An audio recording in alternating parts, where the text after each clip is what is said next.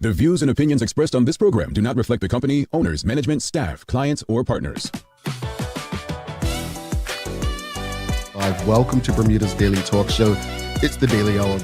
ChatGPT did become the world's most downloaded non-gaming app. Literally the job of everyone in government to address the media and the public. What are your thoughts, audience? What are your thoughts on Zandy Silva as the deputy PLP leader? A community that can't feed itself is a community that can. What you may not know, though, is that Bermuda, we have a connection with Epstein, too. Things that people are doing right, the youth are doing right, that is not being advertised enough. When you see your access to U.S. dollars disappear, that's when you have a problem. If you've got a town in the UK with a similar sized population, this place absolutely outshines it.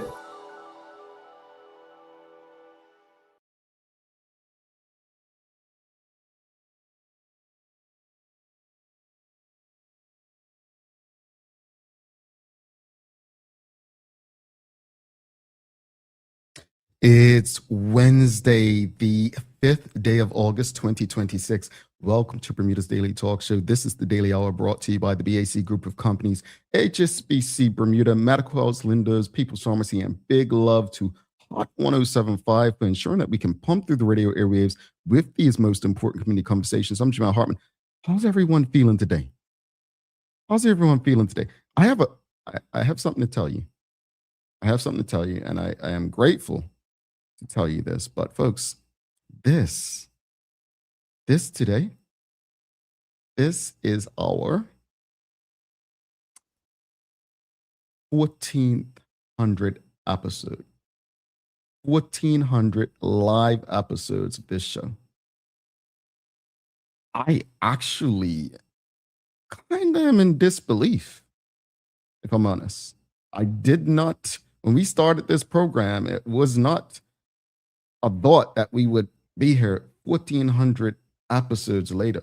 So I just want to give a lot of props and gratitude to our partners, you, the audience, and the number of people who have trusted this platform to come on and have conversations. Like, seriously, you all, it's because of you we're still here doing this, So thank you to every last one of you for your continuous support and showing up for us on a regular basis. It's not something we take for granted. So 1400 live episodes in, wow, that's all I can say. Wow. And I'm filled with gratitude to be able to wake up and do this. It is a lot of reading. It is a lot of writing. It is a lot of emotional connection to people, issues of the day, and so on. But I wouldn't change it for the world. I was speaking to someone yesterday about one of my monologues, and they're like, "You write a monologue every day," and I'm just like, "It's no different from someone who goes to their normal job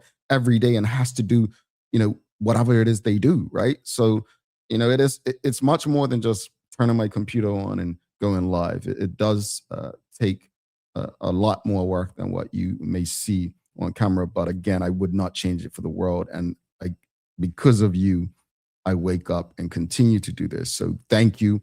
1400 episodes, live episodes done. And hopefully we can get another 1400 live episodes to go. Nicole Walker says, congrats on 1400 episodes. Thank you.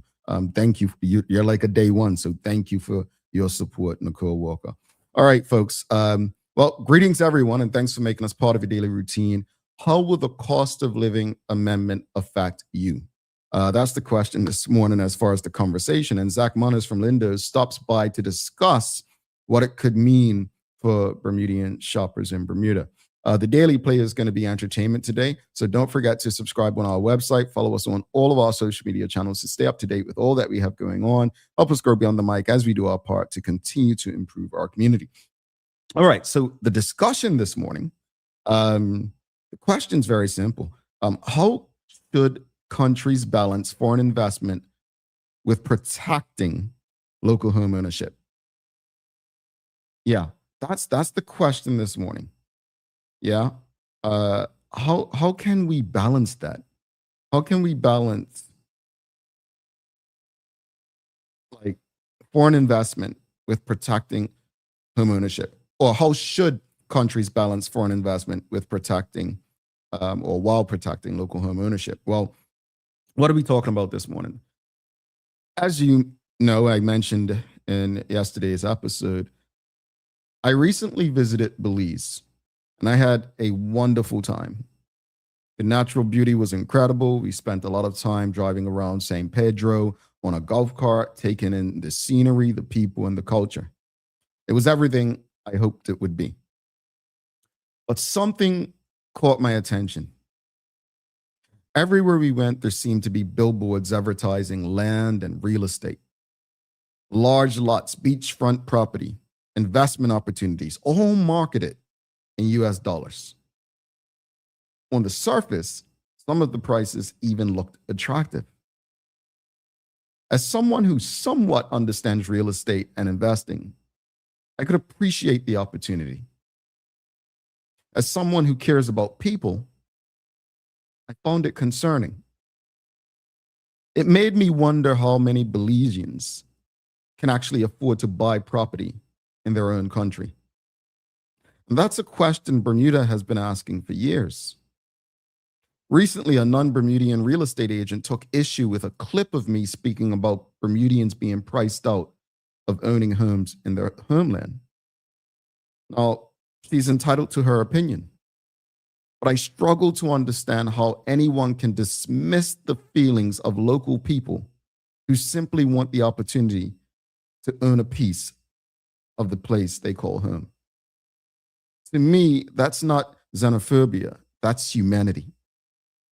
Whether it's Bermuda, Belize, Barbados, or anywhere else in the world, local people should not feel like they're being priced out of their own country, while outside wealth continues to drive up the cost of land and housing.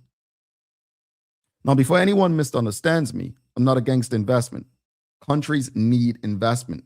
Investment creates jobs, it grows economies, and can improve infrastructure.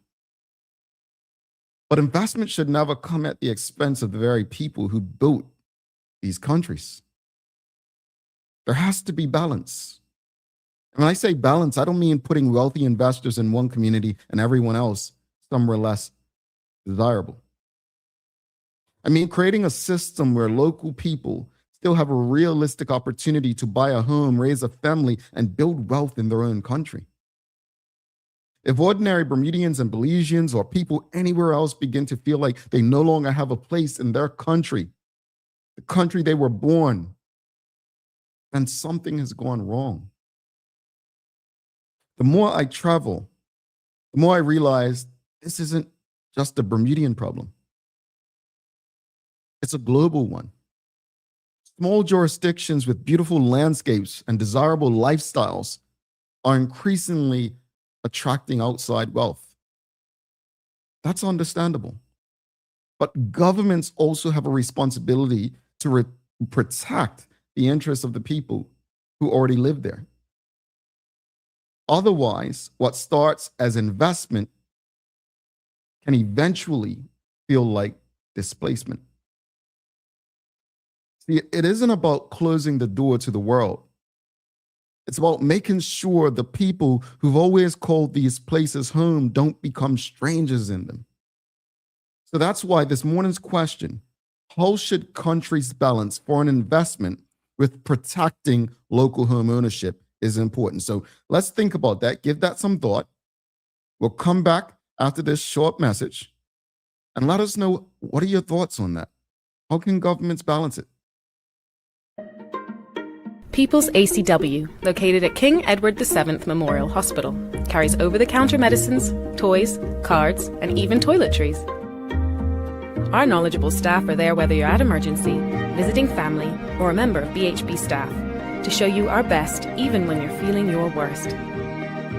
People's ACW, we're here for you.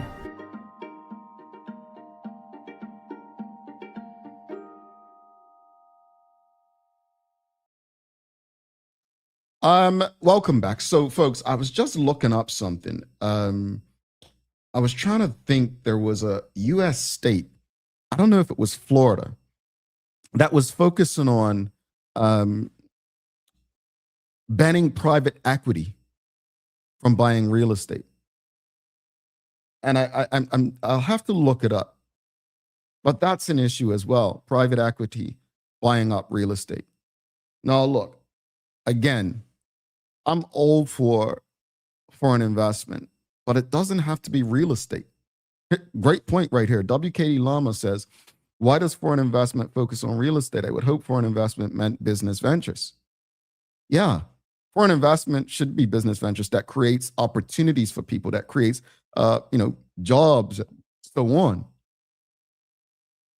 But there has to be a balance.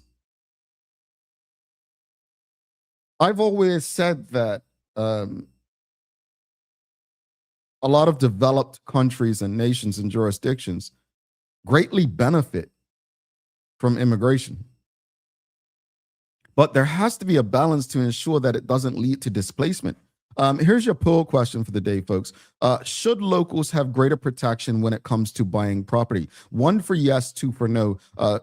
Should locals have greater protection when it comes to buying property? Now, I saw something someone sent me for Dominican Republic recently, and it was very low, like something that most Bermudians could pay in cash regardless of wealth. But it was very low, where it was, I don't even want to say the number because low is subjective, right? But it was lower than the average salary in Bermuda, which I believe is what, 50, 60, right? To purchase property. And I was just like, but can the people in this country afford that?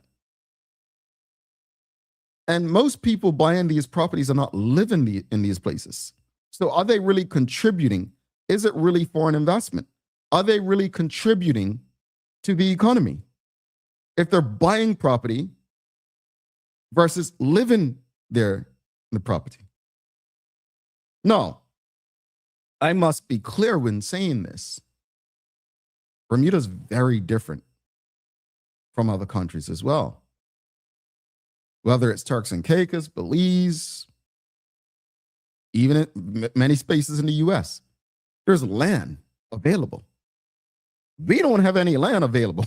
So properties and land is at a premium, right? It's at a premium. So there's almost, when you, not an apples to apples comparison, but the same concerns apply. This is concerning. I'm telling you, I was enjoying myself, but it caught my eye. And then when we were driving downtown San Pedro, and you see how many of the locals are living, it made me feel some kind of way. Look, I work hard. Anyone who knows me, I don't ask for anything to be given to me. I believe in working hard for what I have or what I need. But I don't think it comes down to hard work. I don't think life really just comes down to hard work. It comes down to opportunity as well. Sometimes it comes down to personality, like and dislike. And Bermudians have said for years that they feel like they can't afford homes in their own country. And then they're stuck with 30-year mortgages where they can't even enjoy life because they're killing themselves to be able to afford something in a land where prices were driven up, not by themselves, but by others. So again, audience, what are your thoughts? How should countries balance foreign investment with protecting local home ownership? Let us know in the comments. And also, should locals have greater protection when it comes to buying property? 1 for yes, 2 for no. We've got Miss Ellen Kate Horton says, as small as Bermuda is, we should have long ceased selling to foreigners.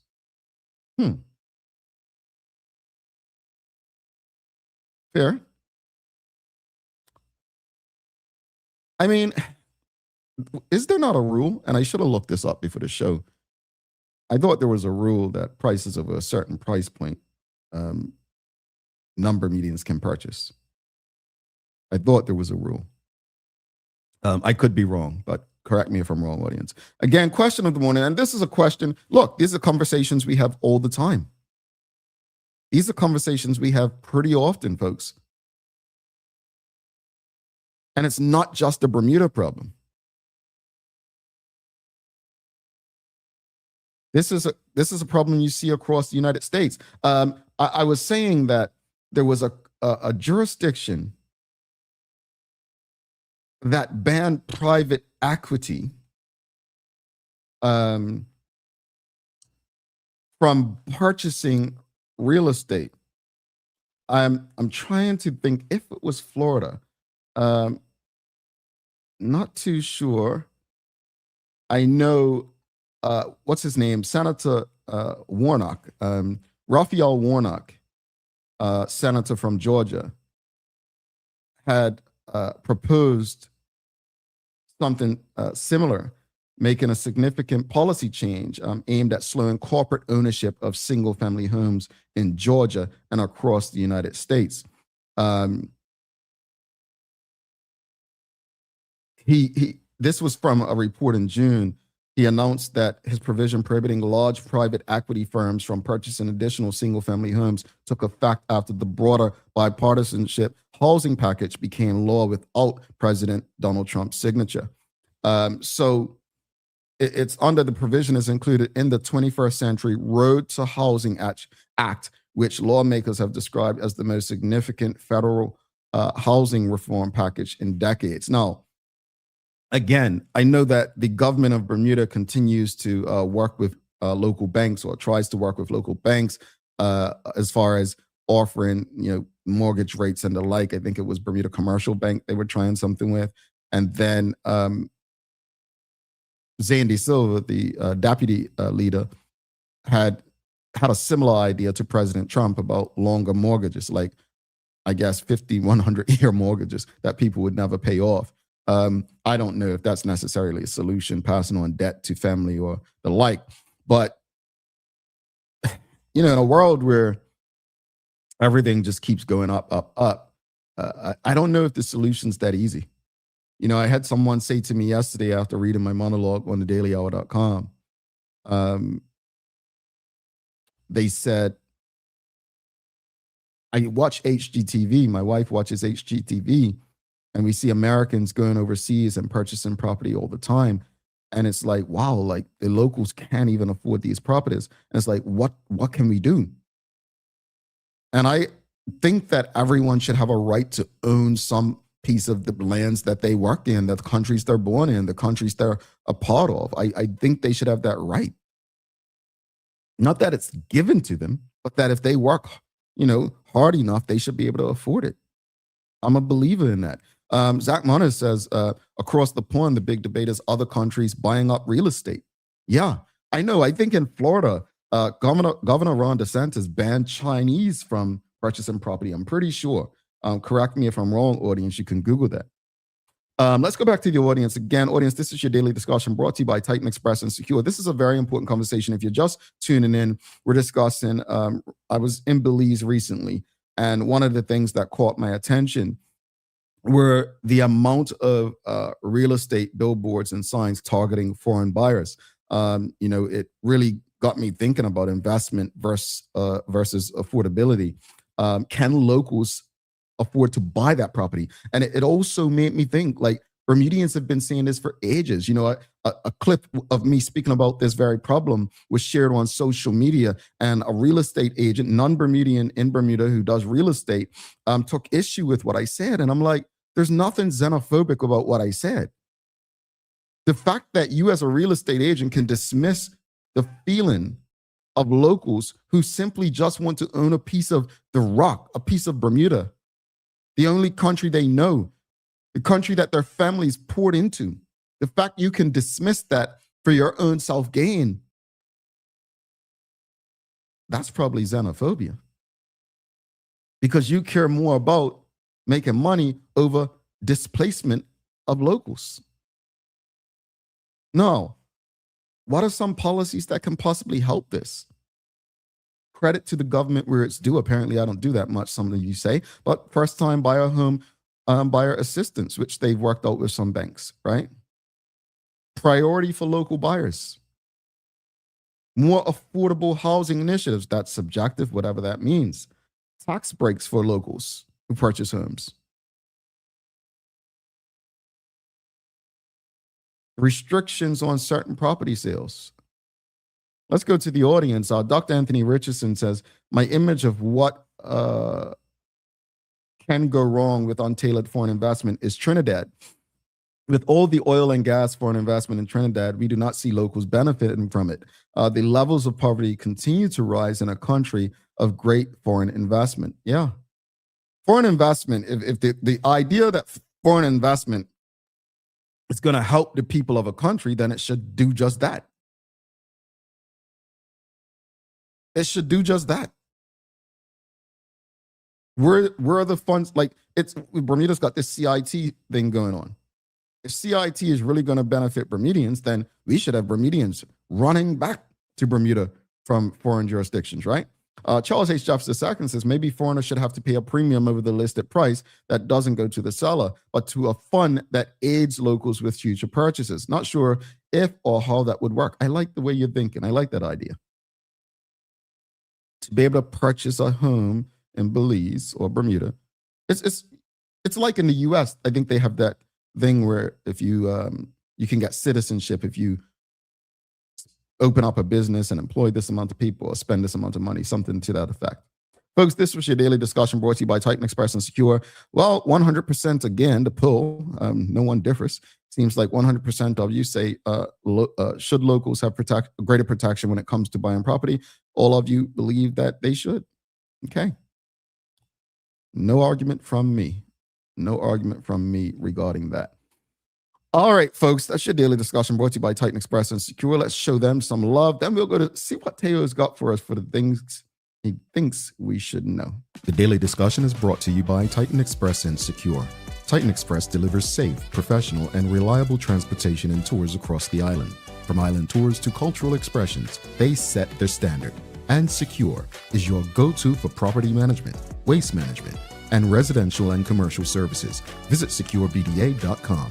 Professional, punctual, and reliable service is their commitment to you. Alrighty, let's see what Teo has for us and something you thinks you should know. Good morning, I'm Teo Dillon. Welcome to today's episode of Something You Need to Know on TDH. And this is important. Now, you might have heard people joking online, maybe you've been doing it yourself, about the so-called explosive diarrhea parasite running all across the U.S. And as funny as the memes have been, the actual story is a lot more serious than most folks realize. Now, the culprit is a microscopic parasite called Cyclospora, and it's responsible for what's become the largest recorded outbreak of its kind in the United States. More than 20,000 people have reportedly become ill, with 2 deaths, like yesterday, now linked to complications from the infection, particularly dehydration in vulnerable individuals. Health officials believe that the outbreak is connected to contaminated iceberg lettuce distributed through a major supplier, although the investigation has been complex and is still ongoing. Now, this is the unsettling part, right? Cyclospora is not spread because somebody forgot to, wash their hands or something before making your salad. The parasite gets into food when produce is contaminated by, brace yourself, human waste, aka poop, like poop, during growing or irrigation. Now, once you eat it, symptoms typically don't appear for about a week. And when they do, though, they can hit hard. Severe watery diarrhea, stomach cramps, nausea, fatigue, weight loss, and in some people, these symptoms can come and go for weeks or even more than a month if left untreated. So simply rinsing your lettuce might not be able to remove the parasite. So what does this have to do with us here in Bermuda? Now, at the moment, thank God, there is no indication of an outbreak here. And there's no evidence that contaminated products from this U.S. outbreak have caused illness on the island. But we import a significant amount, like almost all of our fresh produce. And that's what makes stories like this worth paying attention to. A contamination event anywhere in an international supply chain can have ripple effects well beyond the country where it started. That's why food recalls, import monitoring, public health surveillance, all the stuff like that matters so much for islands like ours. Now, the good news is that Cyclospora is treatable once diagnosed, And unlike some stomach bugs, it doesn't usually spread directly from person to person because the parasite needs time in the environment before it becomes infectious. Still, that said, if you've got prolonged diarrhea after eating fresh produce, especially if you traveled recently like a lot of us do around cup match time or are becoming dehydrated, that's not something to simply ride out. Check your doctor ASAP. Sometimes the biggest public health stories don't begin with dramatic headlines about like mad cows or pandemics or wet markets or bat bites or whatever. Sometimes they start with a salad, which is why I typically get the soup. Thanks for listening to this week's episode of Something You Need to Know here on TDH. I'm Teo Dill. Back to the show. This guy said it starts with salad. That's why he typically gets soup. Teo is nuts. But I agree with Charles. I'm listening to him. Charles says, Teo said poop poop like a father. You can tell he has like a baby, like a toddler. But seriously though, folks, you eat salads thinking that it's all healthy, right? Literally, I eat a salad every day. Like every day that I'm at home, I eat a salad because I want to make myself believe I'm eating healthy. But it's like, man, imagine that. Imagine French fries. I guess a salad will make you sicker than French fries a day because of some parasite. That's not cool. That's not cool. All right. Hopefully it's days of the year. I'll give you days of the year. Folks, it's National Oyster Day. Oyster Day. So, in honor of Oyster Day, I want to ask you all, do you like oysters? Yes or no? Do you like oysters? No, I hadn't had oysters until I was in Newport some years ago, working for Bermuda Tourism. And I was basically forced. One thing about working in tourism, you go to different places and they literally force you to eat stuff and try stuff. And you know me, I don't eat a lot of stuff. Same way they made me try gator in Texas, right? Told me it was like chicken nuggets. So I had oysters and I've never looked back. I love oysters. There's nothing to them. I just like them. I put a little hot soy, a little lemon on. But yes or no, do you like oysters? Because when I told people I've never had them, they're like, but you're from Bermuda. I'm like, yeah, we eat fish and lobster. We don't really, have oysters in Bermuda. Like we don't catch them in Bermuda's waters. We catch fish and we catch lobster. But let us know. Are you an oyster person? Yes or no? Well, Charles says, no, they look slimy like mangoes. Well, I can't remember. Do you not eat mangoes, Charles? Sorry to hear that if you don't. We've got Laverne Tucker on Instagram says, no way to oysters. No way. Okay. We've got Karen Edward Simmons says, never eaten an oyster. No, thank you. Okay. We've got 9/11 Island Girl says, I can't get past oysters looking slimy. Maybe I'll try. So hold on. Does no one in this audience eat oysters? So what's crazy? Again, I had never had them until I worked in Bermuda Tourism and I became a thing. Like I love me a little oyster and they have so many. Then I moved to Florida and they had a lot of oyster happy hours. And yeah, I like me a little oyster. But wow, no one seems to like oysters. I guess growing up in Bermuda. Well, I wonder if Zach likes oysters. Yeah, we're going to find out after the break, folks. But don't go anywhere. Stick with us. If you've appreciated this morning's discussion, make sure you give us a thumbs up, a love, a like. Make sure you share this conversation with your friends, family, and colleagues. Zach hasn't been on in a while, but when he does, I always appreciate the comments after he leaves because I think he provides information and educates the audience a bit about things that maybe we develop opinions about without facts.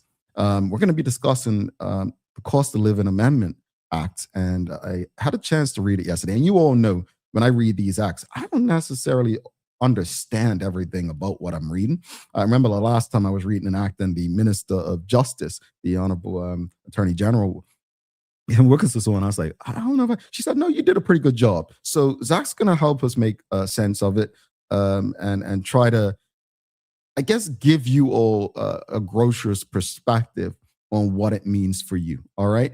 So we got another no for oysters. At least Sherilyn Johnson. Let's go out on a date. We're going on an oyster date. She's cool. She's got it. Just make sure you take the smaller ones. I'll take the big ones. All right. Folks, don't go anywhere. We'll be back after this short break, and we'll be talking about the Cost of Living Amendment Act 2026 and what it means for you. Again, grocery, cost of living. This is something you're always discussing. You've got the expert here to answer some of your questions. Guess what? Bermuda's most popular game is back. That's right, Shoe Buy is back in stores. But wait, there's more. The brand new Shoe Buy Summer Edition is here too. Bring the laughs, the vibes, the friendly chaos to your barbecues and summer get-togethers with Bermuda's favorite game. Don't miss your chance to get yours. Visit BermudaTrivia.com and follow Bermuda Trivia on social media to learn more. One Lucky Bucks in the summer edition has a golden ticket with the chance to win a grand prize courtesy of One Communications. Hi there, welcome to Medical House. We're located at number 6 Bakery Lane. I can't wait to show you all of the great stuff that we carry. Come on inside, let's see. Long days, long shifts, you no longer have to endure comfortable underwear. Designed by nurses, we now offer premium undergarments by Swoop that are unique, fun, comfortable, and functional. The only underwear you'll ever want to wear. Who says high-quality functional products can't be stylish and comfortable at the same time? See it all at our new expanded location on Bakery Lane. Discover Drop It, your go-to grocery delivery. Browse and select from a wide range of groceries, from fresh produce to daily essentials. Our friendly drivers deliver fresh groceries to your door fast, saving you time and hassle. With Drop It, you get fresh groceries delivered fast, so you can focus on what really matters. Drop It. Freshness at your doorstep. Delivered to your door with Lindo's. Why go anyplace else?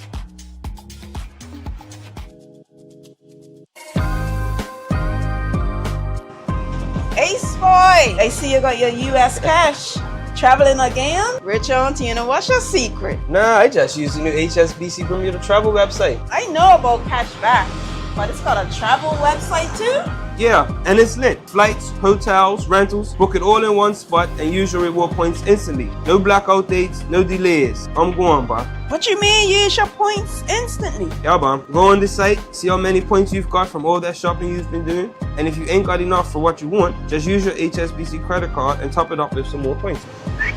Okay, spend the points, stack some more. I see, I'm got you now. I know, right? Log on to redeem.hsbc.bm. Book your travel deal. Pay with your points. No blackout dates. Easy and hassle-free. Visit redeem.hsbc.bm and get going. HSBC, opening up a world of opportunity. HSBC is licensed to conduct banking and investment business by the Bermuda Monetary Authority.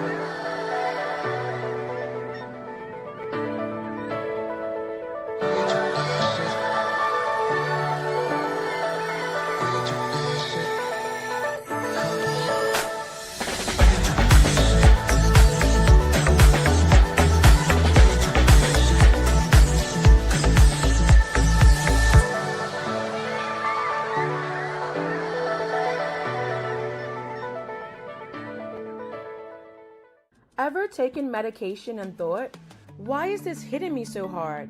Or why isn't this doing anything at all? Here's something you may not know. Your body processes medication the same way it needs to process food, using enzymes. And these enzymes metabolize medication so it can be converted into its useful form or removed from your body. Pharmacogenetics looks at how your DNA influences the way your body metabolizes or breaks down medications. It helps explain why a drug that works well for one person causes side effects in another and barely works at all for someone else. That means the same pill at the same dose can feel very different from one person to the next. It's not about blame, it's not about doing something wrong, it's simply biology. And once you know what works best for you, medication decisions stop being guesswork and start becoming personalized. Alrighty, welcome back to the Big Show. Jamal Hartman here. This is the Daily Hour. Brought to you by the BAC Group of Companies, HSBC, Bermuda Medical House, Lindo's, People's Pharmacy, and big love to Hot 107.5 for ensuring that we can pump through the radio airwaves with these most important community conversations. Folks, do not forget to subscribe on our website. Follow us on all of our social media channels to stay up to date with all that we have going on. Help us grow beyond the mic as we do our part to continue to improve our community. Again, I just want to send so much love and gratitude to every last person who has supported this show. We are celebrating 1,400 episodes today. That is no slight feat. Like, that is a lot of live episodes and over 6+ years. I want to send love to all of my colleagues who have done this show with me over the years, those who've started, those who are still with us, those who have been through it with us, to everyone who is in the back, the people who put this show together and schedule the guests and arrange, help with the production in the background, but also to the various partners who have been there from the start, who have been a part of what we're doing. And of course, you, the audience. It's why we do this, to remain engaging on issues of the day. So thank you all for all that you continue to do to make sure that this program remains relevant, a relevant part of the daily discussions and conversations happening in and around Bermuda. 1,400 episodes down. Again, maybe another 1,400 episodes. Alrighty. Well, folks, without further ado, got a very special guest for what I believe is probably one of the most important conversations we'll have on this show over the next few days. Let's give a warm TDH welcome to Zach Moniz from Lindo's. We're discussing the Cost of Living Amendment Act. Oops, nope. Hold on. I'm trying to make sure that I have my I can't hear the crowd, folks. Oops, here we go. Here we go. Yeah. Gotta make sure I got the right sound for Zach. Zach, what's up, man? Look, they didn't want to cheer for you this morning. Yeah, I like the fact that I've got to follow the poop story. Appreciate that. You know, Teo could have chose something else, but that's his kind of story, man. Yeah, I think people are going to be coming for oysters, not salads today. Yeah, they're probably going to be coming for oysters. But I got to ask you, though, I mean, before we jump into the serious stuff, are you an oysters guy? I'm not an oysters guy. No. So, well, when it comes to oysters, they're very much like the salads these days, right? So you never know what you're going to get in an oyster. So I tend to choose not to indulge. You know what's crazy, Zach? You saying that? That's the scariest thing about eating oysters to me, is how is my body going to react? I was eating oysters at a happy hour one time in Florida, and older gentleman from New England, retiree, he comes up, he says, "Hey guys, I just want to give you a heads up. They're not in season right now, and it's very risky to eat them." And from that point on, I became conscious of that. So that would be me. That's it. Scornful. There you go. Yeah. But Zach, before we get into the conversation, Cost of Living Amendment, you and I have various conversations, and I think I trust you so much. You a lot of people wouldn't know this, but we have some conversations, and you've helped me understand a lot of things over the years. And I'm just going to say it publicly. I'm grateful to you for that. But I wanted to get your perspective on this morning's discussion because, again, you've traveled, I've traveled, and when I do go to certain places, I always see these signs about investment, and I think there has to be a delicate balance, right? I mean, I've been, I guess, a foreigner in another country for almost the majority of my life at this point. And I'm seen as an outsider. I remember when I went to Radio Disney to work, and I was one of the only people who auditioned, one of two people who actually got hired outright. The others either weren't hired or only got internships, right? So I know what it feels like to feel like a foreigner, like an outsider, and so on. So I don't think my argument is necessarily against non-Bermudians or foreigners or investment. It's more or less, how do we protect locals in the process? And I just want to see if you had anything to add to that conversation before we jump in. I think Bermuda is another world. Literally, I looked up the size of Belize compared to the size of Bermuda, and you're looking at 8,500 square miles compared to 53 square miles. So some protection does have to be in place. However, when you look at the number of people that have left the island, you also have to consider that when you open up the lands for purchase. You need to have investment in the island somehow.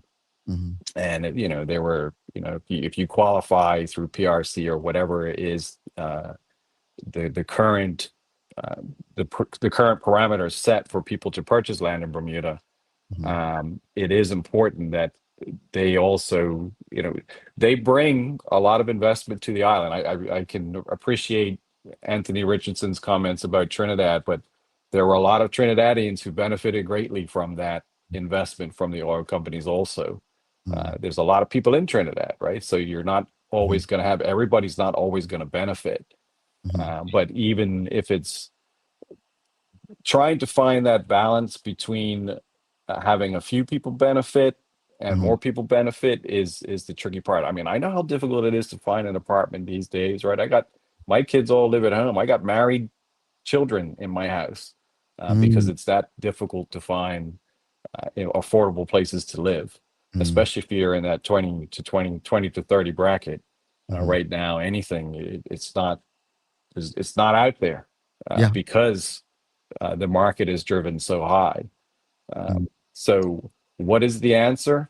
I don't know. I mean, I remember going to the Chamber of Commerce meeting last year, and they were talking about bringing in a cruise ship, thinking outside the box, just to provide bed space for people so that it would free up housing here and there. I think they had calculated we needed something like 2,500 homes to really catch up to what the need was.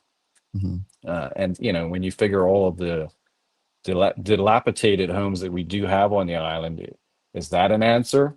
I don't know. And other properties that are just sitting there without any investment going in, maybe open up those and give people a chance to purchase. But the balance, how is it? How do we strike that balance, Jamal? That's for people way above my pay grade. I don't know. And that's why I have to be honest. I don't know the answer to it. That's why I drive these discussions so that we can, brainstorm and try to figure some things out. But again, we do elect governments with hopes. Maybe it's some sort of high rises. I don't know. Maybe we got to look at the laws in Hamilton. Not that I want to change the landscape and turn it into a concrete metropolis, but maybe that's part of the answer. If you've got nice condominium complexes that can go up and people aren't having to rent a 3-bedroom homes to have the style of housing that they want, and you can do something in a condominium. I don't know. It's a tough one. I don't envy anyone who's trying to figure it out. That's for sure. Yeah, for sure. Thank you for that, Zach. Thank you for that. And audience, we're going to shift gears now to the conversation this morning, the Cost of Living Amendment Act. Now, Zach, this legislation gives the Cost of Living Commission significantly broader powers than it had before. Now, from a grocer and retailer's perspective, what do you see as the biggest practical change introduced by the amendment, and what concerns you most? It is the reporting that has changed the most. So what the government is requiring from us and reporting back either its prices or shipping data or cost data or whatever it is, that is what's changed the most. Now, what ends up being done with that information is anybody's guess at this point, and will be up to whoever the ministers are of the day. I think that's probably my biggest concern is you've got, for me, it's an overreach of requirement, and it's an over-regulation for what you might be able to do, considering what the drivers are of the high cost of living. So when you look at what the drivers are, what factors into a retail price? You've got the first cost, the freight, the tax, and then my markup. Now, the first cost is really the problem. Anywhere we go, it's the first cost is going to make up 50 to 60% of that retail price. And In Bermuda, we are very brand conscious in the way that we purchase. So I can go out and I can find items that are a lesser first cost, but they may not be the top brand. Now, I can bring all of that in and I can put on the shelf, but if Bermuda doesn't choose to purchase it, what do I end up doing with it? I end up throwing it out, right? So it quickly becomes eliminated from the shelves in favor of what people are purchasing. I'm in the business is of providing what you want, not necessarily what you need, and that's the way people purchase. They purchase what they want, and that is the product lineup that I have to display. Otherwise, I'm not in business. I Gosh, can't pay my employees, right? So I never looked at it that way. You're providing what people want. There's no sense bringing a product that people are not interested in. I got you. But, from the government, from what I read, it's like, and this is something, again, you've been doing just on this show for years. Like I said, after you leave, people would reach out to us and say, look, man, I didn't know that Bermuda had to, grocers had to pay for empty containers going back. I didn't know that how this, or was it the Suez Canal, what that meant. Like, you left people informed when you've come on here before. And so to say that the government is saying that they believe this bill will help increase transparency about pricing, right? Now, you've always been transparent. Do you believe greater transparency will help consumers better understand why prices fluctuate, or could it create new challenges for you all? I think it's going to create new challenges.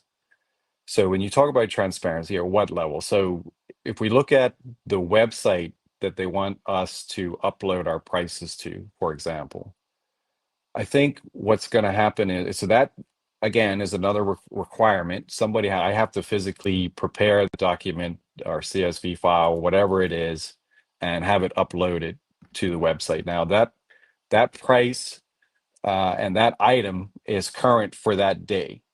And there's not really, we don't have perpetual inventory, so I can't even guarantee you that I have those items in stock.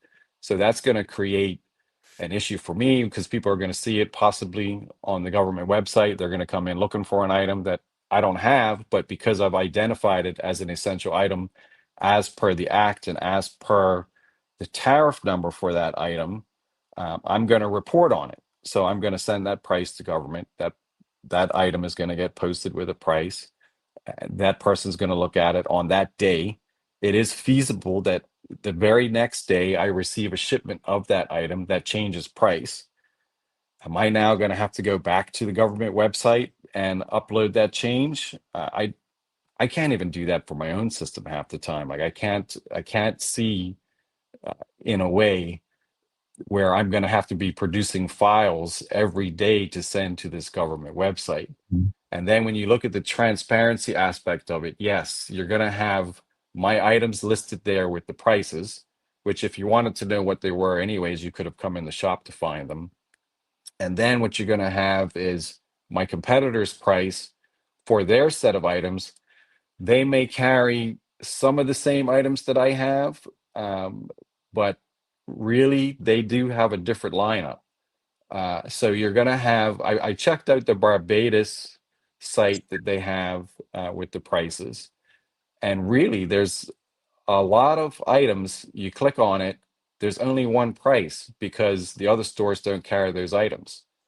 And my fear is what you're going to do is for the items that we do have that are the same, my competitors are just going to look at my price and then drop their price to my price. And on the surface or at the beginning, that sounds great, right? So for the consumer, if my price is lower and everybody drops their prices lower, you're going to get it at the same price. But then, after time, it's going to be like, oh, well, this isn't really working. I'm just going to go back to pricing it how I want to price it. And there's this 10 cents higher or minus 10 cents higher, or we're going to get into this matching game. And eventually it's just going to settle on one price that might be just higher than what you would normally have.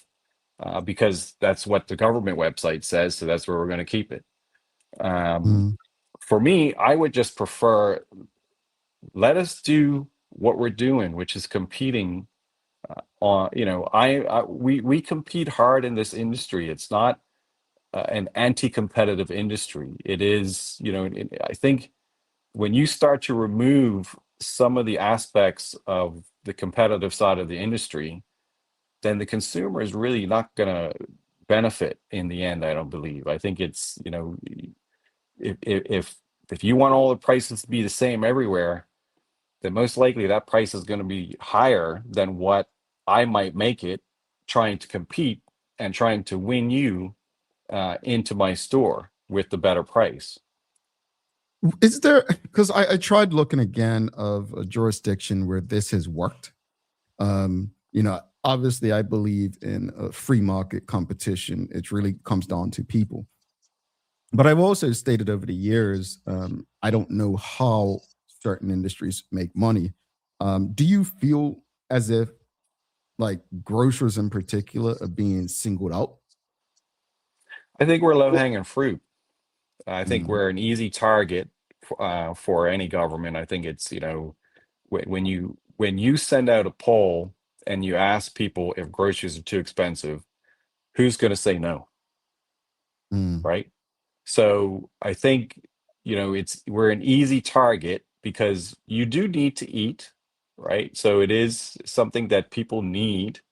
And you look at it and you say, well, I mean, you look at those grocers, they're making far too much money. However, the work that goes into that and the effort that we put in to trying to get you to come into our stores and purchase our products, and the only way that we are successful is by volume. We're making pennies on items. And the only way that I'm going to be successful is getting more and more people in the door. And the best way to do that is to be as competitive as I can be. And like I said, just prior to this, I think some of this transparency, like this government website, I think in the end is going to be, it's going to end up being anti-competitive. I pushed back really hard in 2022 when they first introduced the idea of this website, because in my business, we're used to our competitors coming in on a weekly basis and writing down all our prices. We follow them around and they have to work hard for that. My issue was at the time when we were in first sort of conversations with the government about this website.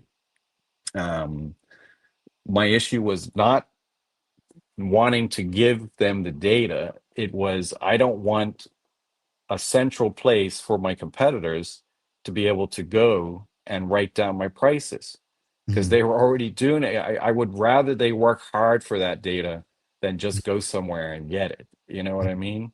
And when we look at things like promotions and specials and monthly, we have probably 1,000 monthly items on special every month. We hold those ads to the very last minute so that they don't get wind of it. We don't want them to know, because they'll make adjustments. And I would do the same, right? But not that we go out looking for their ads, but if I did happen to get one, I might see what they're charging for hamburgers before cup match or watermelons before cup match and make adjustments to my ad. Whereas right now we're holding on to that to the last possible second before we release it, because we don't want them to know. And now they're just going to be able to go to the government website, find out what it is, and make their adjustment. So this is bigger than just, again, because the amendment comes across and makes it seem like it's hiding prices from the general public so that you can, mark up a certain amount and overcharge. This is more than just that, just to give context to the audience. So the main thing is the regulation, is this reporting requirement. So it's not so much them trying to control the markups yet.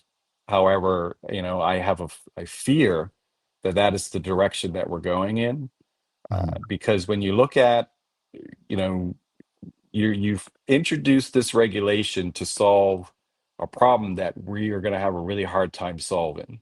So, like I said, you've got the first cost, you got the freight, and you've got the tax. Now they took care of the tax, they gave the duty relief, right? But the first cost and the freight is still there. And like you said, the freight, you're paying a ship that goes both ways. You know, you're not paying for a one-way travel. You're paying for a return travel, which is both ways. So the freight is high in Bermuda, but it is unfortunately, realistically high, right? It's not an arbitrary number that people come up with. They're looking at the price of fuel and what it costs to run the ship, and they come up with a number.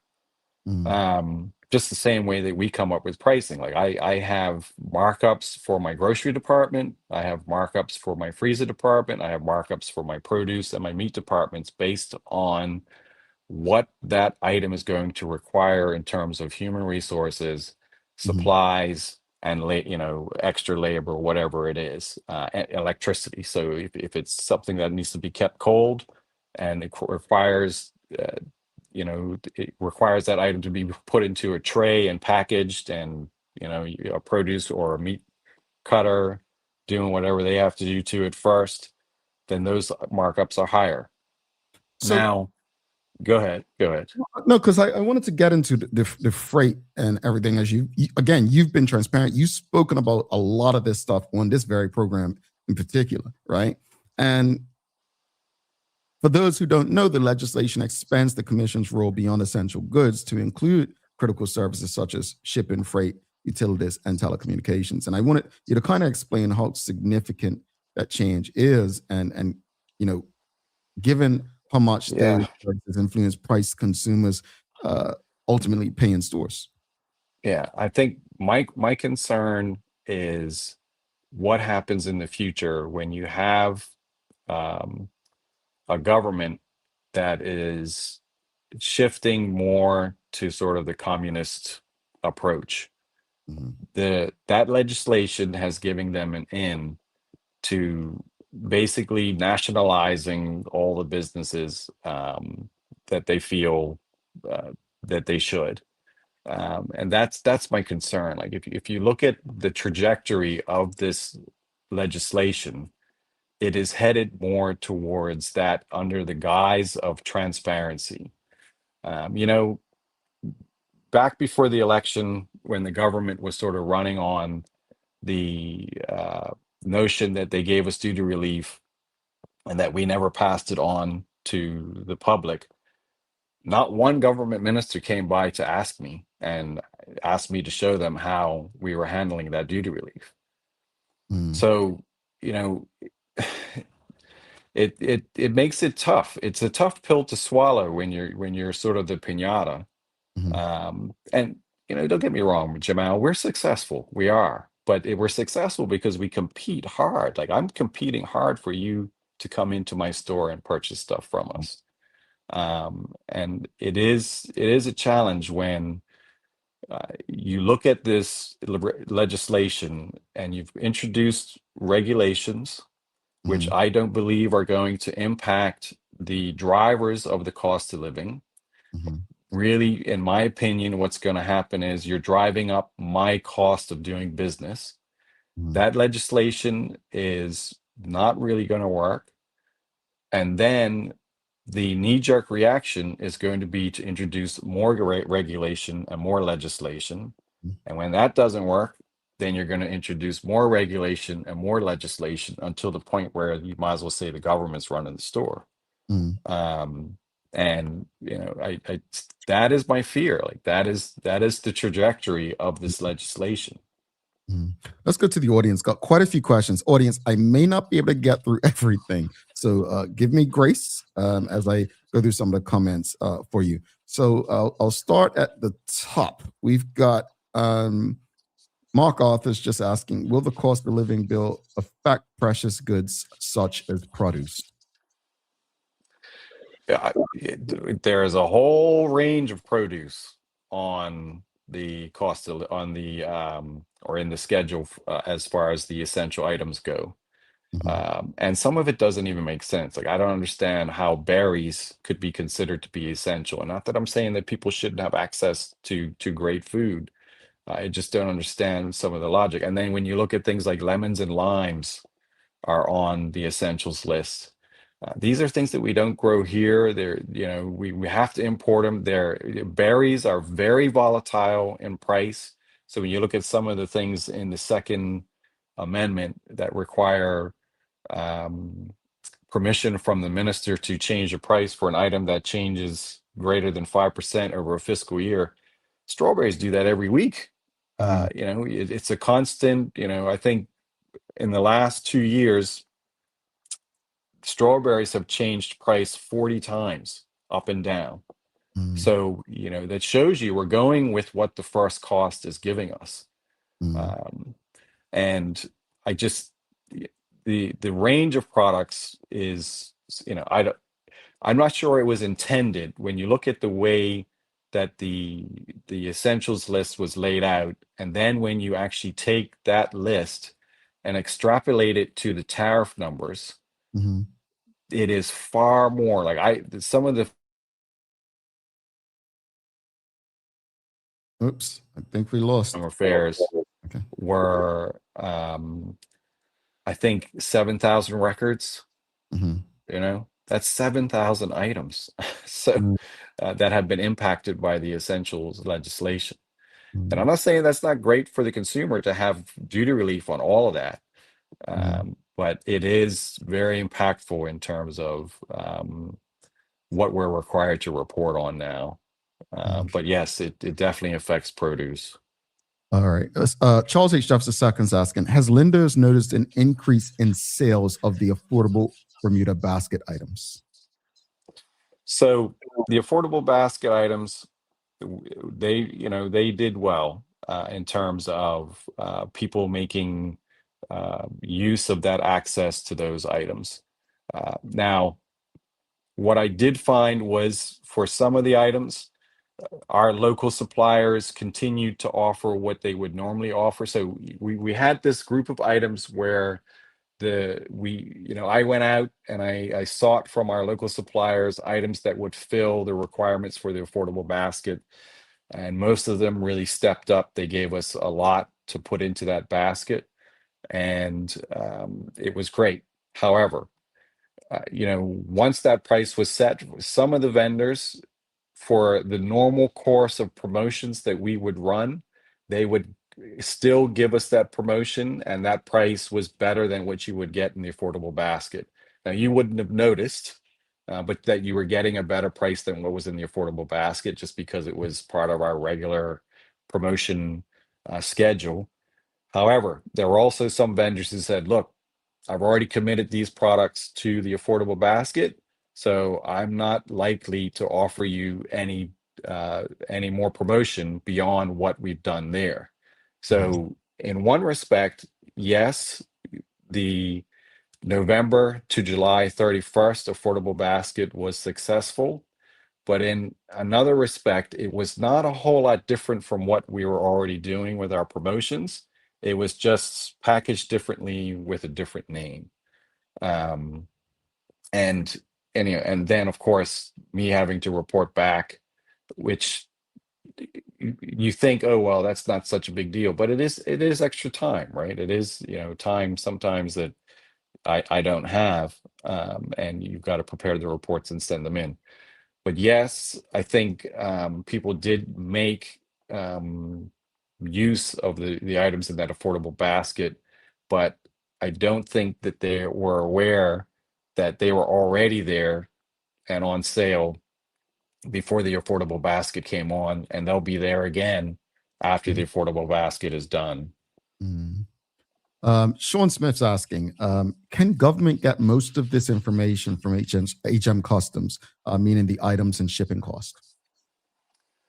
So I think from what I understand, they can get some of the information, but they cannot get it in terms of who brought in what and who the shippers are or the importer is and importer direct specific information. I think they can get some of it, but systems are designed in a way to produce information in one way.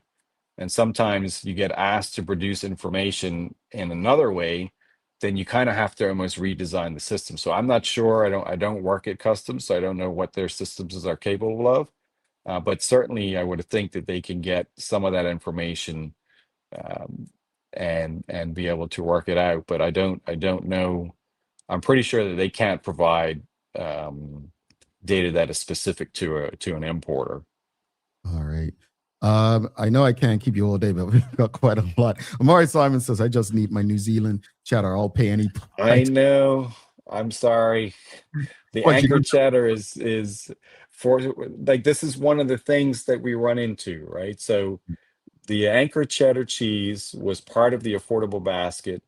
And then sometime in March, Anchor was purchased by another company, or at least that particular part of the company, and they refused to export.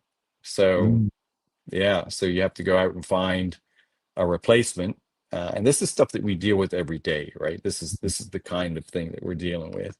And you find a replacement, and the replacement's not exactly the same, and it is tough. I understand. I completely understand people's desire for that Anchor New Zealand cheddar cheese to come back for sure. We've got Glenn Chase saying, why are the businesses unwilling to state their profit margins? Before you answer that, can I just say something?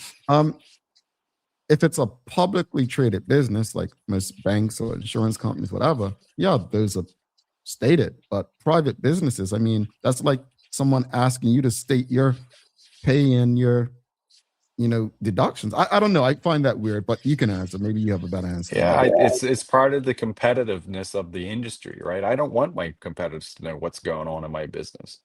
I don't want them to know, like, on the surface, the vendors all say, yep, you're getting the same price as everybody else, and blah, blah, blah, blah, blah, blah, blah. But in reality, look, I'm working out deals as the best way that I can because I'm trying to win the customer into my store.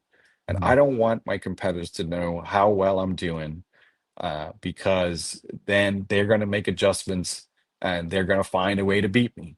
And that's the crux of it. Like, I don't want to be forced into a situation where, again, transparency is good one way, but in terms of being competitive, I don't think it's going to help the competitive nature of the business. I think it's going to make it anti-competitive. Like, I want to be able to go and negotiate with my vendor and say, look, I want a special deal on this that nobody else gets, because I want the consumer to see that I've got it on sale and I want them to come and shop here.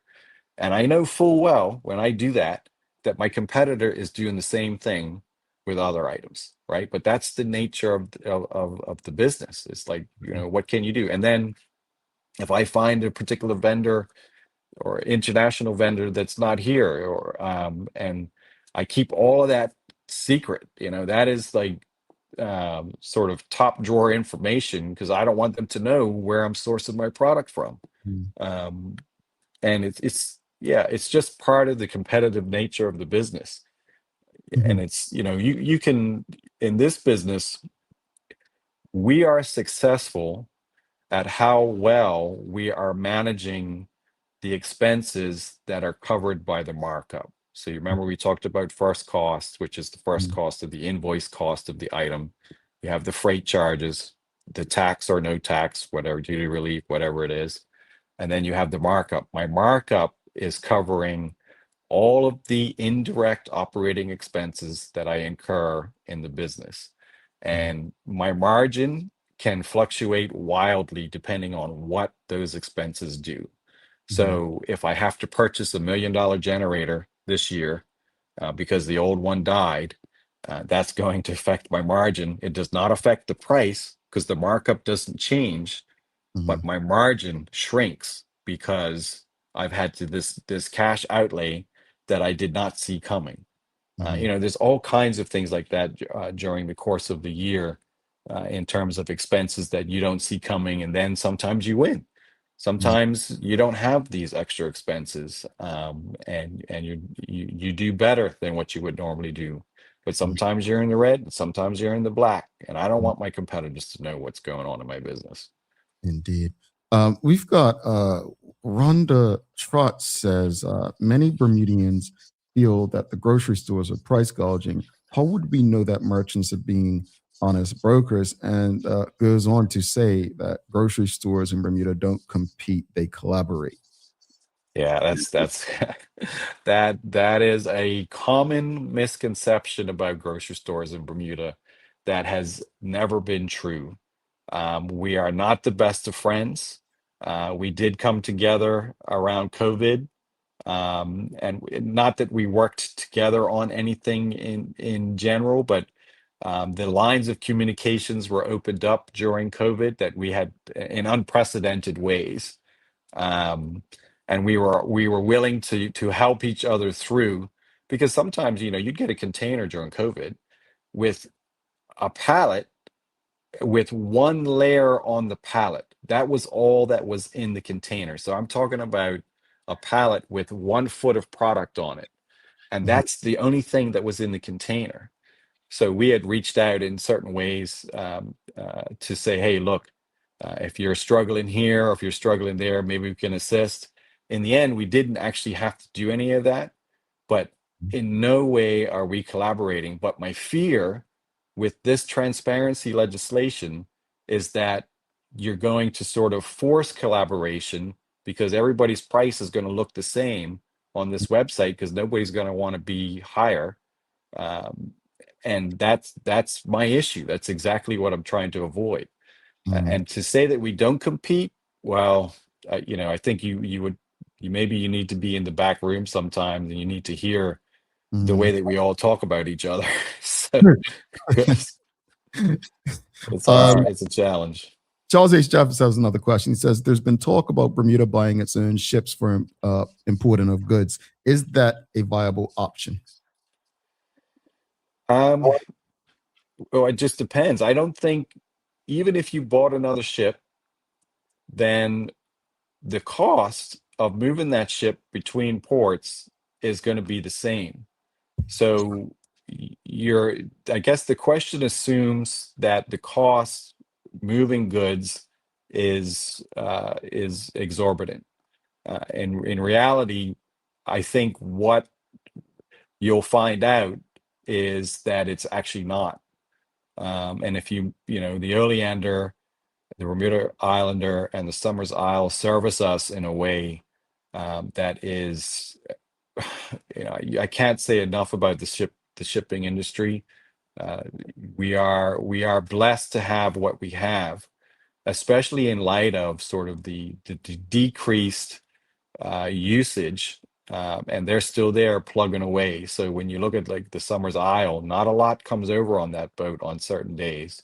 And if you introduce more ships, less containers are going to be on those ships, which eventually, if that trend stays the same, where less and less comes over on the boats that we already have servicing us, then they're going to have to spread the cost of doing their business out over fewer containers, and that freight will then eventually go up, right? So I'm not sure.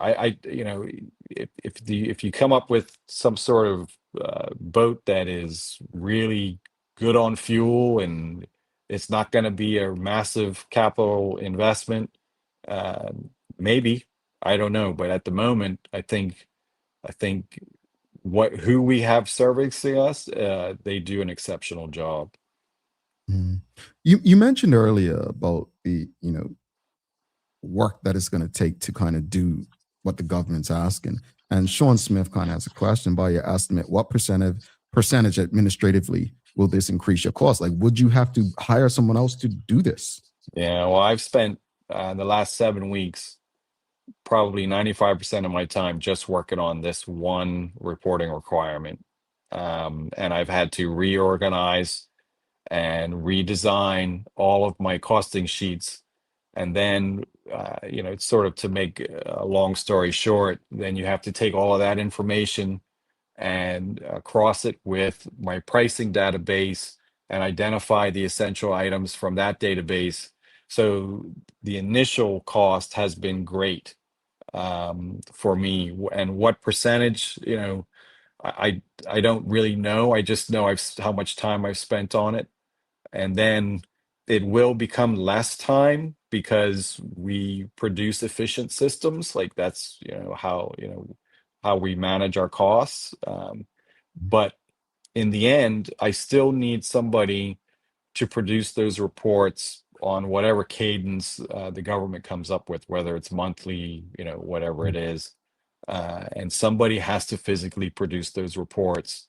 And yes, when people say that, oh, it's just the push of a button, no, it does not start off as a push of a button. It requires a lot of time and effort and reorganization because, like I said, you have databases that are designed to do certain things, and they're not designed to report in certain ways. And sometimes they don't have all of the information to report in that way. So I have costing sheets that have the tariffs, but in my pricing database, there are no tariff numbers. So, you've got to marry all of this stuff together and produce a pathway to design a report that the system was never intended to report on.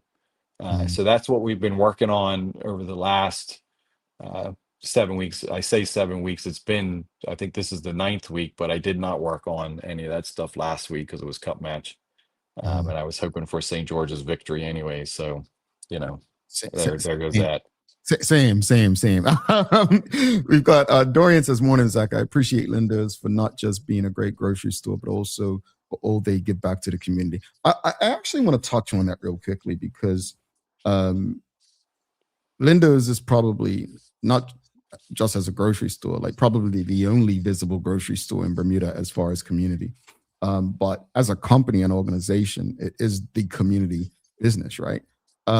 Why is Lindo's approach to give back? Again, you're the one that's always facing the media, speaking about grocery prices, taking things on, willing to engage people where they are. Why is it such an important aspect of how Lindo's operates to give back to the community and be around the community?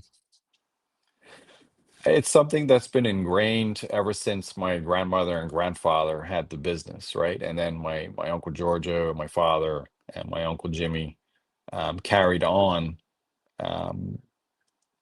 starting 50 years ago. We are part of the community. We are the community.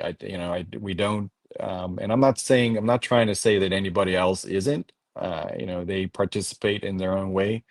But when somebody calls us up and asks for something, or they've got an event or whatever it might be, we're part of it. It's usually a friend of ours, something we know, somebody who knew my grandfather, and they spoke Portuguese together or whatever it is, and they went fishing. I don't know, it could be, but we're part of that community. This is our community, so it's not hard to give back to. This is us. It's what we are. Yeah, indeed. We've got Charles H. Justice II says, I speak for many. Please don't sell out to your biggest competitor. And we also have Dorian says, MP have at least 9 grocery stores, which means more buying power, and Lindo's with their 2 stores do a good job of competing with them. Now, it's interesting you brought that up because I was going to bring that up. That I don't hear many people understanding. So in the United States, for instance, people ask, well, how can Target and Walmart sell stuff so cheaply? And I'm like, it's a volume thing. Can you please explain how volume works so people understand it? Yeah. So if you're, there are lots of deals out there for 40-foot containers of Tide 64 ounce, all the same item. So if I wanted to take advantage of that, that would be terrific. I can get that deal and I can bring it to Bermuda, but guess what? Where am I going to put it? So, and then how long am I going to sit on it for? So you kind of need the sales on the floor to drive volume, to push product out. You need space to store all of this stuff. and you need roads and trucking that allows for it. Now, we do pretty good with deals, but we rely extensively on our local suppliers also, because they supply not just us, but they supply the rest of the island, whether whether my competitors choose to purchase from our local suppliers or not is up to them. But what that does is it gives my local supplier, he is able to go out and get the volume that is going to generate, or at least generate a lower cost based on the pallets that he's able to bring in. I may only need 10 cases, but he can bring in a pallet because I need 10 cases. Guard Market needs 10 cases. Whoever else needs 10 cases, and he's able to do that. Whereas I don't have the storage capacity, of which we have a lot of storage capacity, but we don't have the storage capacity to really take advantage, or really we don't have the consumer buying power in Bermuda either to support making use of some of those economies of scale that you get from the volume discounts that you might see all over the place. And then when you look at things like produce, there are really deep volume discounts on things like strawberries and blueberries and whatnot. But usually that item has a day left of good shelf life. So if you factor in the fact that we've got to put it on a boat and get it here within 3 days, we can't take advantage of those deals because by the time you get it here, it's you're going to have to throw 75-95% of it in the trash. And that's the issue. Like there are so many variables. Like this is a very complex industry. The more I sit down with people and educate them, like the cost of living commission and other people, when we sit down and I go through the process of arriving at a retail price, and they see what gets factored in. It is very complex and dynamic and always changing. And that's my issue is, you've got this regulation that's trying to maintain some stability in an industry that is always changing. And it's going to be very difficult. It's going to be difficult to live up to the letter of the law. Yeah, indeed. Zach, before you head out, what would you say to people who, obviously, people need to eat? They want shelter. They need shelter. Two things we talked about today is, the cost of housing. We didn't even get into rent, and obviously the cost of groceries. But what would you say to those who are? I'm not gonna. I don't want to criticize people because people are allowed to feel how they feel. But facts are facts, truth are truth. But there are people who genuinely feel like grocery stores are price gouging and taking advantage of them, and all the government's trying to do is look out for the people. What would you say to them to get them to understand that we are literally here? We are a business, but we're not price gouging. We're here to create opportunities for Bermudians, help people eat, and make sure that both can exist. Two things can be true. Yeah, I'd say exactly that. I think we have price gouging legislation. So if you think I'm price gouging, you got to tell me what item you think I'm price gouging on, and then I can investigate what's going on with that item. We don't price gouge. Like I said, we're formula driven. So the first cost and the freight is going to dictate what that price is going to be. And I use the example of strawberries, telling you that the price had changed 40 times in the last 2 years, and that's up and down. So that shows you that I am changing my price as my first cost and my freight changes.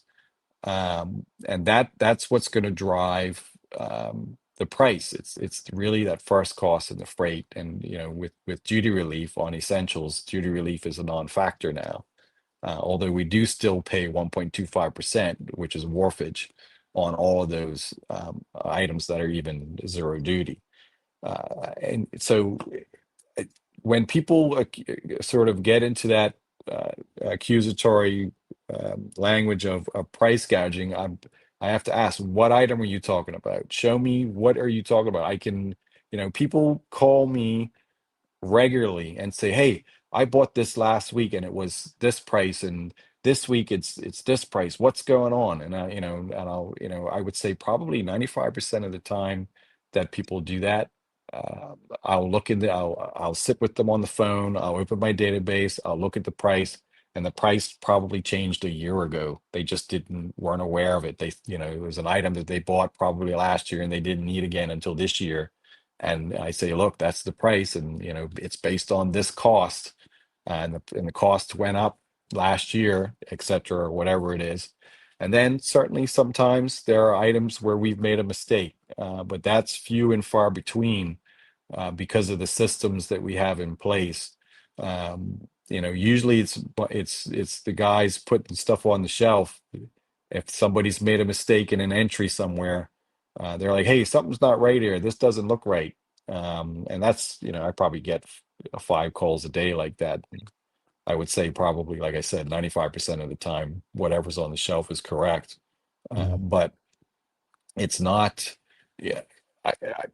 When it comes to the question of price gouging, what item? Which item do you think it is? And this is the other thing. Like when you look at this website that we're going to have to load up these prices, so much of the pricing depends on when you got it. Like it's feasible that I'll run out of something before my competitors do, and I'll have to purchase product new. And of course, that's going to be at the new cost, whatever that is. Right now, everything's changing because of the freight costs. And then my price is going to go up way before everybody else's because I ran out quicker. And then eventually you're going to, I don't know, people look at the website and then decide to drive all around Bermuda to go get the best prices that are, 10-cent difference. I don't know. I can't see it. But yeah, I guess in terms of the price gouging and people thinking that we're price gouging, if you think I'm gouging, pick an item that you want to know about and call me up, and I'll sit on the phone with you and I'll walk you through it and try to figure out what's going on. Yeah. I appreciate your transparency. Always thankful for what Lindo's does for confronting things head on. And I think, in the end, it's always going to be greatly appreciated. One thing I've learned about this life, Zach, especially doing this show, is not everyone, despite what you communicate with them, is going to understand or agree with you. And, as long as we can get the information out there, what can we do? So thank you so much for always being open, transparent, and hopefully someone understands things differently from this morning's conversation. And if they want to reach out to you, they, you can go to Lindo's. But folks, 95% of his time, remember, is spent on the administrative stuff now, so he may not have time. I'm just grateful we finally got him back to come out and discuss this with us. So, no, thank you, Zach. I appreciate it. And as always, if there's something that you feel like the general public needs to know, that this platform's wide open for you. Thanks, Jamal. I appreciate it. Next year is the year. St. George's Day. Next year. Yeah, it's our year. I promise. I promise. I'm going to say this. I said I was going to disconnect and go to Belize this year, and I thought me not being there, they would win. Unfortunately, the opposite happened. I was not there to coach the players along as well and offer them the support they needed. So that's the excuse I'm rocking with this year. But next year is our year, Zach. We'll be back. Yeah. All right, mate. Thank you. All righty. Zach Moniz, folks, Lindo's. If you appreciated that discussion, please make sure you give us a thumbs up, a love, a like. Make sure you share it with your friends, family, and colleagues. Again, the truth is, I like this comment by Mark Arthur. It says, "I've become a customer of Lindo's because of your support for TDH." Well, I hope it's because of, thank you for that, Mark, but I also hope it's because of the information that they share, the customer service, and the products as well. But Dorian says, "Jamal, I guarantee if you invite MP to your show, they will decline." You mean like MP Lightborn or? Oh, you're talking about Marketplace. Well, I mean, I don't know. We can ask. I'm not going to assume. All right, audience, we're going to take our final break. We'll come back. We'll wrap it up. I'll give my final thoughts on the discussion and also the conversation with Zach.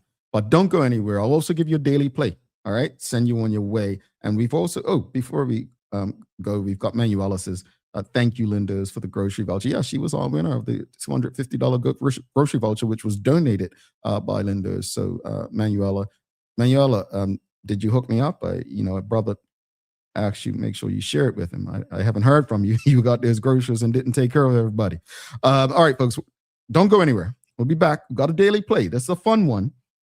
It's entertainment. So stick with us. We'll be back in a short minute. Children love to play and have fun. And they love gifts even more, especially ones that they can enjoy and learn from. With Bermuda Trivia coloring books, kids can explore the island while they color, learn, and create.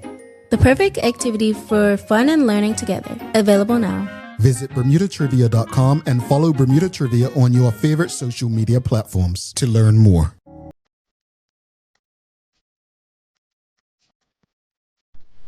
For over 70 years, Bermuda Pest Control has been protecting homes and businesses island-wide. We offer a full suite of services, including rodent control, termite fumigation, and general insect control and maintenance. Our team of experts will quickly and efficiently eliminate any pest problem you may have. With Bermuda Pest Control, you can enjoy a pest-free home in no time. We're committed to providing fast, reliable, and solution-driven services for our customers. It's what we've been doing since 1952. Call Bermuda Pest Control today and say goodbye to pests for good.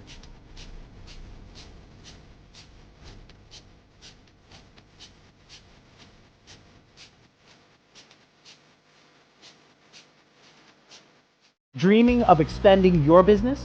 With BDC's Loan Guarantee Program, we support your ambitions. Get up to 75% guarantee on bank or credit union loans up to $300,000. Just your vision and our support. Apply today and unlock new business opportunities. BDC, Bermuda Business starts here. Bermuda, there's nothing like a home-cooked meal, especially when you can feed the whole family without stretching your wallet. With the affordable Bermuda basket, you'll find savings on everyday staples like rice, chicken, corn, and more. Everything you need to make a good meal for less. Shop the Bermuda basket at Lindo's, Marketplace, the Garden Market, and the English Market. Visit costofliving.gov.bm to see the full list of goods and start planning your meals. This is a message from the Ministry of Home Affairs.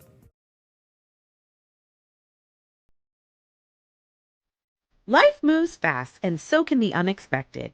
When you insure your home, you need to know that your insurance company has your back. At Friesenbrook, let one of our friendly and professional agents give you that peace of mind. Because when you are covered, you are confident. Call us at 296-3600 or visit friesenbrook.bm to learn more. Sometimes, all we need is to relax. Take our minds away from it all.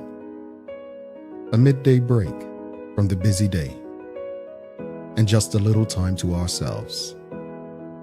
Relax, take a break, and unwind with Bermuda Trivia's crossword puzzle book.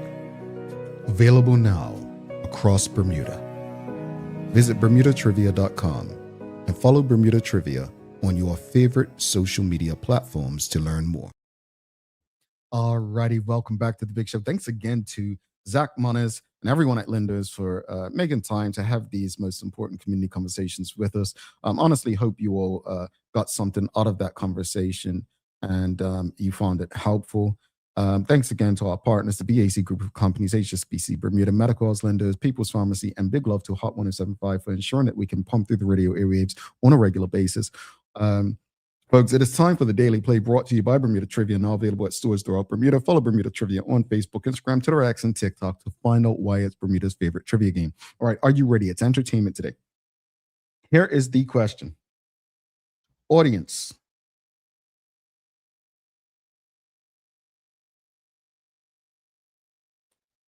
Mariah Carey collaborated with which men's group to perform the song One Sweet Day, which became a #1 hit? That's easy. Oh, that's easy. I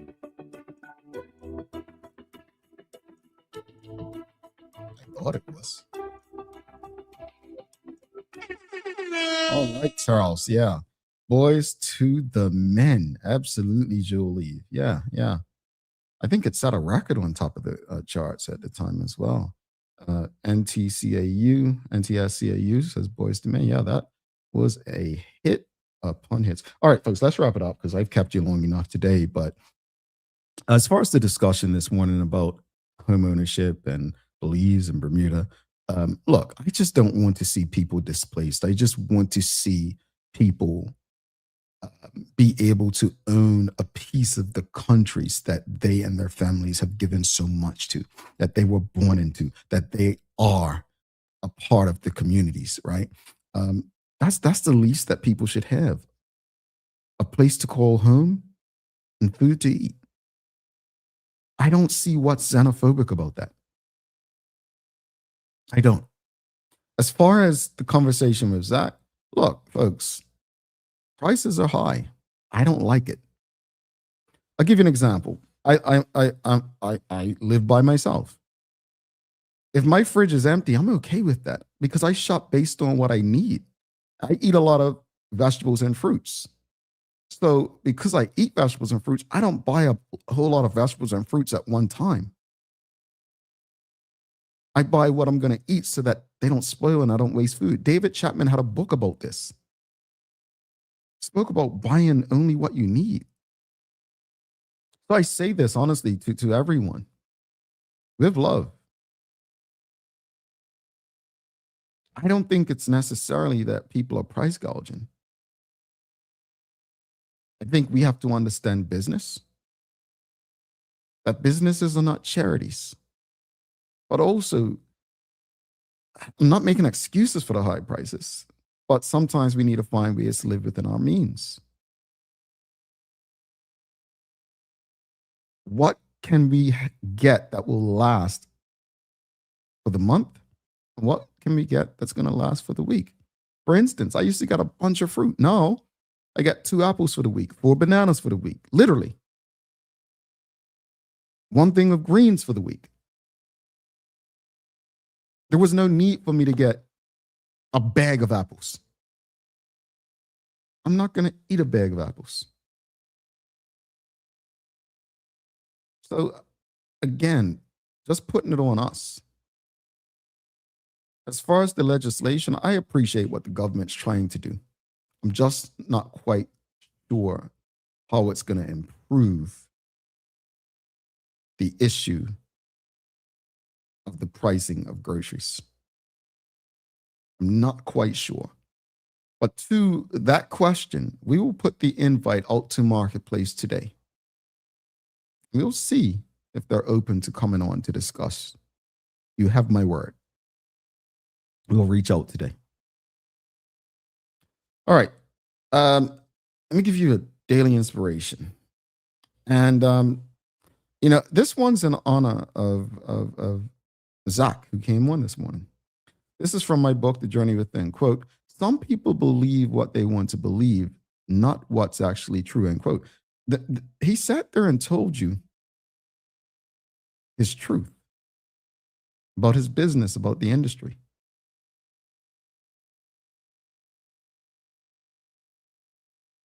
Yeah.